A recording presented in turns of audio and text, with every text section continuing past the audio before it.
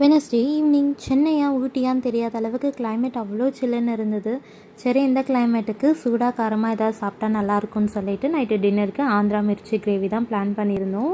கடாயில் ஒரு ஸ்பூன் சீரகம், கசகசா, தனியா, 2 பெத்த தேங்காய், 2 ஸ்பூன் வேர்க்கடலை சேர்த்து வறுத்து மிக்ஸி ஜாருக்கு மாற்றிக்கலாம்.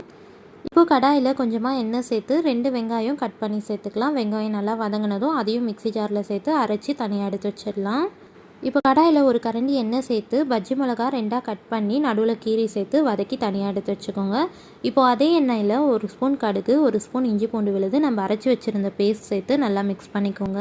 இப்போது 1 ஸ்பூன் மஞ்சத்தூள், 1 ஸ்பூன் காஷ்மீரி மிளகாத்தூள், 1 ஸ்பூன் குழம்பு மிளகாத்தூள், தேவையான அளவு உப்பு சேர்த்து நல்லா மிக்ஸ் பண்ணிக்கலாம்.